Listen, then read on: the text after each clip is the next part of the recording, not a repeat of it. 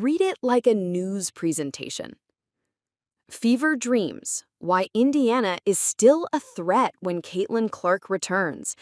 After amassing a 2020 record in Caitlin Clark's rookie year in 2024, the Indiana Fever were among the most active teams in the offseason, trying to build around their sensational star. They sit at 15-12 after a win against the Phoenix Mercury on Wednesday night, which doesn't seem like much of a step forward, but it's impressive considering Clark has now missed over half the team's games this season. The team that was put together to play around Clark had to learn how to play without her and has done that well enough to keep the Fever firmly in the playoff hunt by going 7-7 in the games Clark missed. But to make any noise in the playoffs, the Fever will need Clark at her best with a team that's comfortable playing around her. Clark is a singular talent, which makes her one of the most exciting players in the league, but also someone who teammates need to play with to get a feel for her game. Fortunately, the Fever's solid play without Clark seems like it can mostly be woven into a game plan that includes her as well.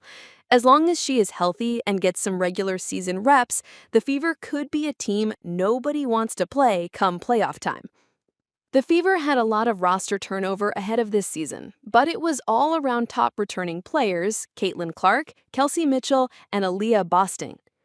Boston has been the perfect third player in the offense. She takes advantage of mismatches and openings when they're given to her, but doesn't need a ton of shots to be effective.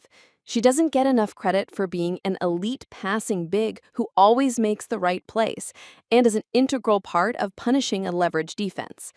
But it's Mitchell who has been the go-to offensive player lately with Clark injured, despite a quiet game against the Mercury. She exploded for 35 points in the Fever's 93-78 win over the Chicago Sky on July 27th, nailing 7 three-pointers and dishing out 6 assists. The dynamic scoring will get the headlines, but it was encouraging to see another game in which Mitchell utilized her playmaking. She doesn't have the vision of Clark, but she's good at making the simple reads and has displayed excellent touch when finding her teammates. All her passes won't have this much flair, but it's nice to see Mitchell engaged with playmaking again. She averaged a career-low 0.8 assists last season as she took a backseat to Clark and Boston in that regard.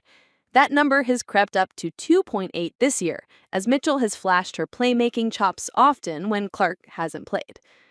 The Fever need her to top into that playmaking when Clark returns as well. Mitchell is an electric shooter and scorer, but she needs to take advantage of passing lanes when defenses home in on Clark. The Fever have more firepower around their core this year, giving Mitchell more options when she drives. If she continues to lean into playmaking a bit more when playing alongside Clark, it'll make the Fever's offense much more deadly. Mitchell's scoring outburst lately with Clark's sideline might make fans assume that she's been much better as the primary option, but that hasn't really been the case. Though her scoring increases without Clark, her efficiency drops, typical when a player has a heavier offensive burden. The malleability of Mitchell is crucial for the Fever with Clark going in and out of the lineup.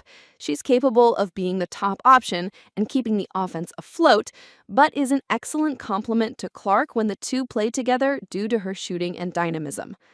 Mitchell's offensive drip, the offensive part of our projection of a player's contribution to a team's plus-minus per 100 possessions, is fourth best in the WNBA, while Clark is first. Simply put, the Fever have one of the best offensive duos in the league, and if Mitchell maintains her higher level of play overall and good enough playmaking when Clark comes back, they'll be a nightmare matchup for any team in the playoffs.